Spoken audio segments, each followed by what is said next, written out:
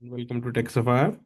In today's video, I will explain you how generally indexes work in SQL Server. Not just particular indexes, but more on locking, how locking works, and how deadlocks can be resolved, and what should happen during the deadlock. Like what should be the DBA reaction. So it's more of a reactive job. So reactive maintenance. So all these queries are available in document, and these are available on GitHub. So you can publicly access this link. So here you will have the you can say document. So and also I'm using some of my tools. So these are only available on early access. You can say request. So but these queries are available. So in the document, so you don't worry about it. So as a sample, what I'm creating a temporary table in the you can say temporary tempdb and just trying to cause different kind of locking. So give an example, I have this query with an hint of table level lock. So what it will do is, so it will cause a lock on the table. So any select or update or insert, anything happens during that, everything will get locked up. So let me just run an update here. When this generally happens, so what should be a DBA do in general? Sometimes this might be happening, and application team might be reporting there are many deadlock error are coming, or there can be an issue. This might be causing a complete spike in CPU, and you don't know what to do.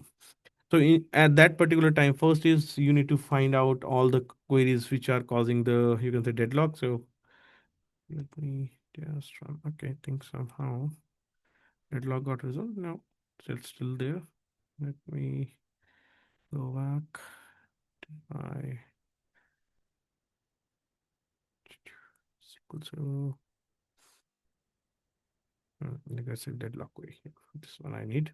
So now this query will show you, you can say all the list of you can say sessions which are kind of interlocked, or which are might be individual also. So it will call the individual session as well. So they might be logging at the table. So the same query works in SQL Server. So now what should be your next step? So first is you need to investigate what is happening. So who caused it? What was the first transaction? Sometimes you might be able to find out, you can say the transaction says you can say table lock, so it is a table level lock. But sometimes you need to investigate whether it's a table level lock, or it's a row level lock, or it's kind of whole you can say index level lock. And index level locks can happen when generally index refresh are also happening. Sometimes that can conflict with the transactions if you don't have an online index, you can say enterprise edition. And that's the difference between, you can say, generally enterprise and the standard. So one of the key feature is online index rebuild, and also the restart time of enterprise is in seconds. But the problem with a standard and other are, it might take some seconds even to restart the server. So before doing those kind of activities, you need to investigate what is happening. So you can see what is the information about the session, from which server it came, which user it was using in order to connect that session. I think my system has gone wrong, slow a little bit. Let me close some sessions.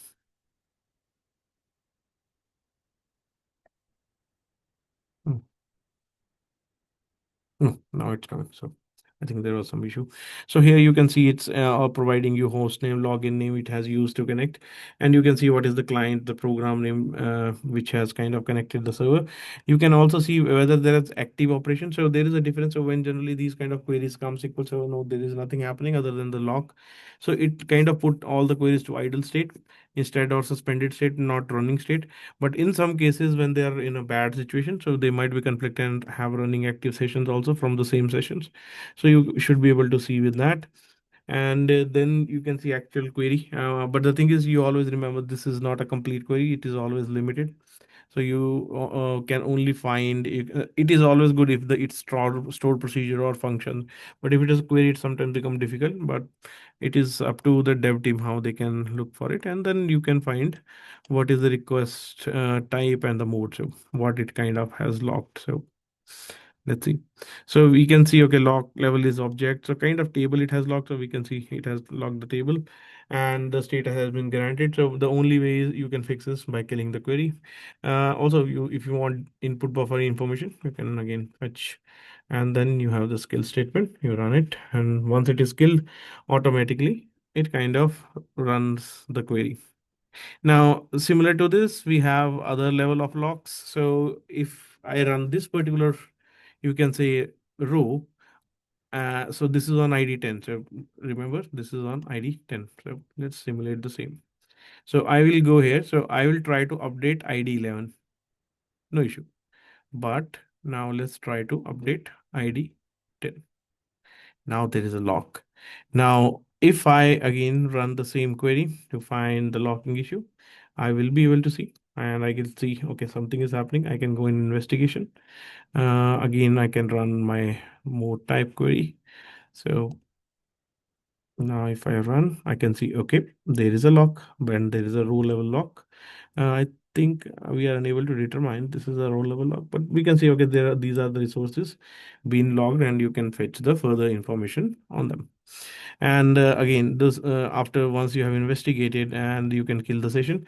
So this will allow you to find out, okay, which session has caused it, why the transaction has caused the low level lock or the other locks, and you can fix it. So we'll do one more time the same activity with index level lock. So again, you can cause the same with some of these hints, and this is a good feature like SQL Server provides. You can pass these hints to simulate this situation and show to other DBAs how they can fix. So now the lock is on index level. That means select should work in general. If might not be also working, yep, select should work, but update should not work because you need to understand all RDBMS has to be ACID compliant.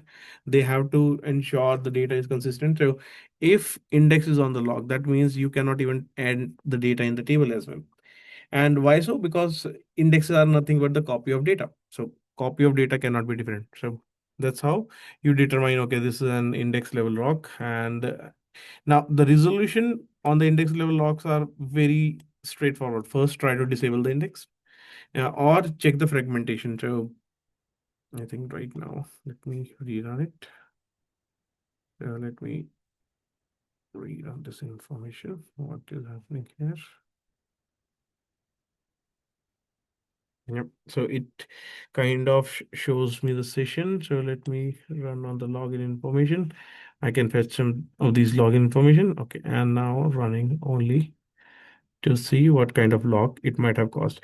Now we can see, okay, all the rows are being logged. That means it's kind of either in index level or the table level. And somehow this information is not coming. This is odd, but this should come index and table name.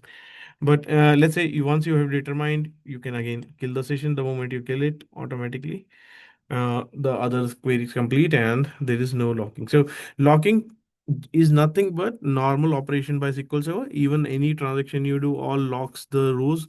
But the thing is, generally these locks should come and go very fast. Means they should not stay.